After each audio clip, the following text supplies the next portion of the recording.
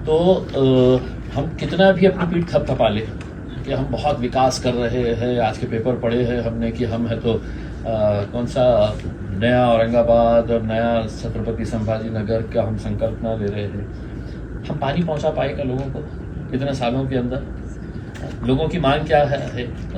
और ऐसा कौन सा रॉकेट साइंस है कि जायकवाड़ी डैम हमारा पानी से लबालब भरा हुआ है, इतनी बारिश होने के बावजूद हमें जायकवाड़ी डैम के गेट्स खोल के पानी को है तो बहाना पड़ रहा है इसमें, और हम वो 50 किलोमीटर की लाइन यहाँ तक लेके नहीं आ रहे हैं इसमें।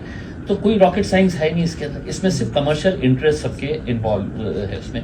अगर कमर्शियल इंटरेस्ट अगर इन्वॉल्व नहीं है तो एक लॉजिकल सेंस में मुझे आप जवाब दीजिएगा कि जो स्कीम 700 करोड़ रुपए के अंदर होनी चाहिए थी, 700 करोड़ रुपीस के अंदर 2018 के अंदर ये स्कीम है तो ड्राफ्ट की गई थी। आज 2025 है, वो स्कीम अधूरी है और कितना पैसा उसके ऊपर खर्च हो चुका है तो 3200 करोड़ रुपया। किसका पैसा है? ये आपका पैसा है, ये मेरा पैसा है इसमें। तो हमने लोगों से ये कहा कि आप शहर में महीने में 3 दिन 4 दिन पानी दे रहे हैं, किसी के पास 8 दिन के बाद आ रहा है, किसी के पास 6 दिन के पास, किसी के पास 10 दिन के बाद पानी आ रहा है। तो आप महीने में 4 दिन दे रहे हैं, 5 दिन दे रहे हैं, 6 दिन पानी दे रहे हैं करके, लेकिन टैक्स आप पूरे महीने का ले रहे हैं। तो हमने ये वो किया है कि अगर हम महानगर पालिका के अंदर आते हैं तो हमारा दूसरे नंबर का ठहराव ये रहेगा कि हम जितने दिन लोगों को पानी मिलेगा उतने ही दिन का टैक्स महानगर पालिका उनसे वसूल करेगी।